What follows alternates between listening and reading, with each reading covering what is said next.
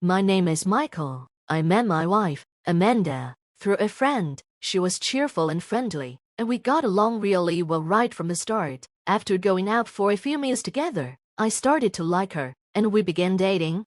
We dated for about 2 years before we both started thinking about getting married. After moving in together, we officially registered our marriage the following year. We had a big wedding, treating it as a special, once-in-a-lifetime event. Our friends even performed some fun acts, making the ceremony unforgettable. Our married life was full of happiness. We both worked, but Amanda's job didn't have as much overtime as mine. So, she always came home first and made dinner for us. "Michael, welcome home. Tonight's dinner is pork cutlet," she'd say. Knowing that I loved meat, Amanda would cook me dishes 3 times a week while also thinking about keeping our diet balanced. All her home-cooked meals were delicious, and I felt truly lucky to have her as my wife. But then, one day, things started to change. It was almost 3 years into our marriage when I noticed something was off. Amanda stopped cooking dinner and didn't wait for me to come home anymore. She often went out after work, leaving me alone at home. Before, even when I came back late, there would always be a homemade meal waiting for me. But now, it was mostly from seeing food or supermarket dishes. It made me feel a little lonely. I thought maybe I hadn't been paying enough attention to her feelings because of my own busy work schedule. This went on for about 2 months until I decided I needed to do something. Since work had finally calmed down, I took some time off and planned a trip to a hot spring with Amanda. When I got home, Amanda was lying on the sofa, reading a fashion magazine. She hadn't said, "Welcome home," in a while. "Amanda, I took some time off work for the week after next. How about we go to a hot spring and relax together?" I asked. Without looking up from her magazine, Amanda replied, "No, I don't feel like it." I didn't understand Amanda's response, and I was left speechless for a moment. I had spent a lot of time looking up hotels and nearby restaurants, planning to surprise her with a detailed travel plan. "I've been really busy lately and couldn't spend much time with you," I said. "I thought you might feel lonely, so I wanted us to go to the hot spring together and have some quality time." I thought Amanda might also be unhappy with how things were between us and hoped this trip would help us reconnect, but Amanda didn't seem interested at all. "It's totally fine the way it is now, even if you're not around. I have things to do. Don't worry about it," she said, still focused on her magazine.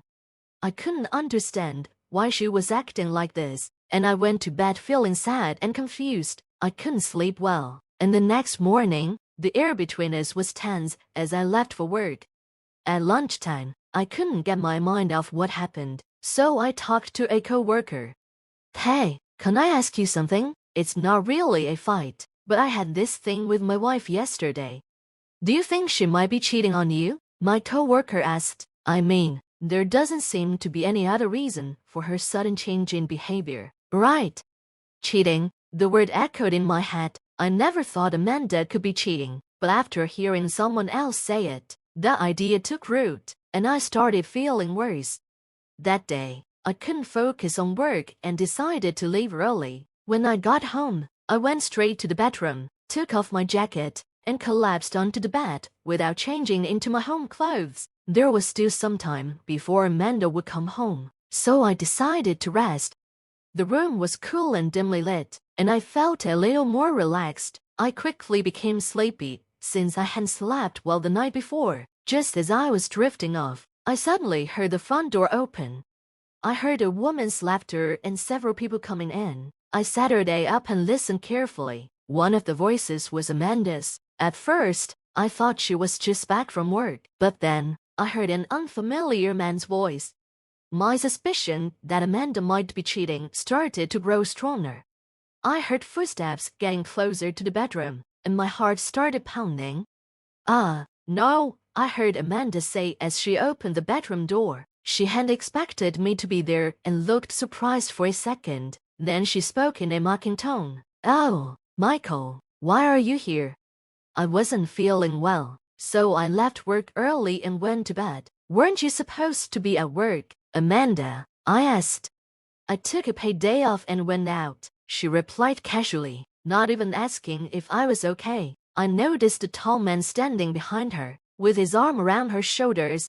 "You went out," I mumbled. I wanted to tell the man to get his hands off my wife, but I felt sick and had a headache, so I could barely get the words out. "Well, you already know, right? I'm cheating on you with this guy, and it's all your fault, so I won't apologize," Amanda said, standing there with her arms crossed. I couldn't believe how easily she admitted it, and I just stood there, stunned. "Stop making that face. You've ignored me for so long. Scott treats me like a woman, and being with him heals my heart. He's always exciting and fun, since he's a company president and knows what's trendy."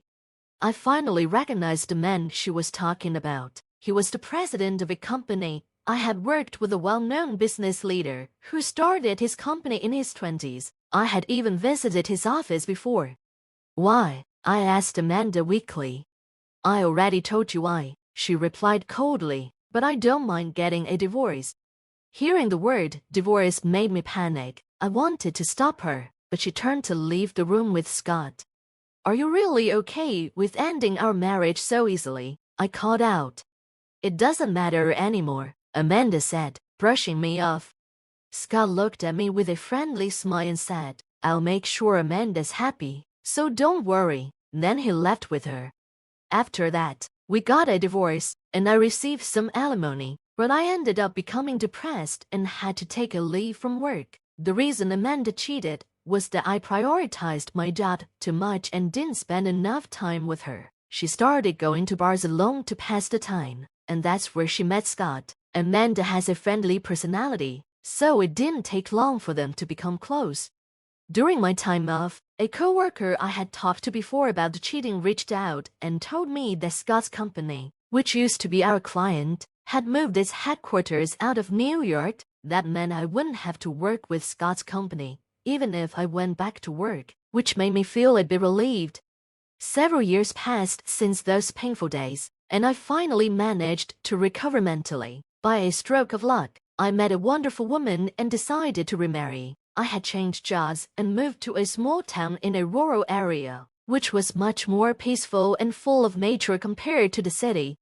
My new married life was going well, and I was living a calm and happy life. But then, I got caught up in an unexpected situation. One day, while I was out alone on my day off, a police officer called my name and stopped me. I was confused because I hadn't done anything wrong, but I felt uneasy, so I agreed to go with him to the police station. When we arrived at the station, I was taken to a room, and to my surprise, my ex-wife Amanda was there, waiting for me. As soon as she saw me, she started yelling excitedly, "That's him, officers. That guy is a stalker. He's been following me everywhere. It's so creepy." "What? A stalker? What are you talking about?" I was completely shocked. Amanda glared at me and continued, "How shameless can you be? You're still harassing me even after we broke up." I had no idea what she was talking about, so I asked her to explain, but she just kept accusing me without making any sense. It was frustrating and confusing. Then, a police officer brought in another man. It was Scott, Amanda's boyfriend from before. "Hey, I heard from Amanda that you've been bothering her. It's been years since your divorcee, though you still have feelings for her." I didn't want to hear that from the guy who broke up my marriage, but I turned to the police officers and asked for an explanation. It turns out Amanda had been stalked by someone for a long time, and she reported me because the stalker looked a lot like me. The police checked into it and found out I recently moved to this town, so they called me in for questioning. "I understand the situation, but Amanda, I had no idea you were living here," I said, trying to explain. "Yeah, right. Who believe a criminal's excuse?" Amanda snapped back. Anger started to build up inside me, but the officers calmed me down. "Is there anyone who can prove you weren't the one stalking her?" I thought for a moment and decided to call someone who could help. A few minutes later, the person I chose arrived, and as soon as Scott saw her, he shouted in shock, "You, Elizabeth." "Hi, big brother. It's been a while." "That's right. When I remarried, I married Scott's sister." Scott and Amanda looked completely stunned. They had no idea. Actually, Scott and Amanda's affair had been discovered by their parents years ago, and they cut ties with Scott because of it. Scott's parents own a big company, and knowing their son had hurt me, they wanted to make things right. I was hesitant to accept their help at first, but over time, I got to know them better. As I spent time with them, I found peace and ended up falling in love with Elizabeth, Scott's sister. Are you kidding me? Scott yelled, furious. Why didn't anyone tell me? Elizabeth, who was used to handling her brother, responded coolly. I didn't see the need to tell someone who doesn't consider us family anymore. Besides, during the times Amanda said she was being stalked, Michael was actually with me, having dinner at the hotel's restaurant. You can check the reservation list, and if you talk to the waiter, he'll confirm it. With Elizabeth's testimony, I was cleared of all charges. As we left the police station, Amanda and Scott followed us. Amanda grabbed Elizabeth's shoulder and shouted, "Wait, did you really marry him? He failed in the city and ended up in a place like this. You're going to regret it if you stay married to someone like him." That's right, Amanda chimed in angrily. He neglected me a lot back then. When we were married, it felt like Amanda and Scott would do anything to ruin our happiness. Just then, as Elizabeth shrugged off Amanda's grip, a luxury car pulled up in front of the police station. When Scott saw who got out of the car, he shouted, "Oh, Dad!" Scott's father looked at him with anger and said, "I have no reason to be called Dad by you. More importantly, it seems you've been very rude to my daughter and son-in-law." Scott replied, "Well, I can't help it. Are you really okay with Elizabeth marrying this loser?" His father snapped back, "What's with your attitude toward the heir to my company? If anyone is a loser, it's you. Your business only succeeded because of luck, and you act like you know everything about management when you don't. You have no right to speak poorly of Michael." I had moved to this town to learn how to run my father-in-law's business and had changed jobs to a company that was part of his group. Feeling defeated, Scott slumped his shoulders while Amanda tried to comfort him. "Hey, what does this mean? You said you'd inherit the company," Amanda exclaimed. "That's right. Scott's company is doing well, isn't it? If we work hard, we can grow it," she continued. But then Scott's father replied, "Haven't you heard? His company is on the verge of bankruptcy. With his excessive spending, he's probably in debt, too." Scott went silent, realizing the truth in his father's words. Elizabeth added, "Big brother, you told Michael's ex-wife that you'd make her happy, but it seems you're all talk. I wonder how good your judgment really is." With that, the police cleared the stalking accusations against me, and soon after, Scott's company went bankrupt, leading Amanda to leave him as well. As for me, I was finally free from the troubles caused by Amanda and Scott, and now I'm happily living with Elizabeth.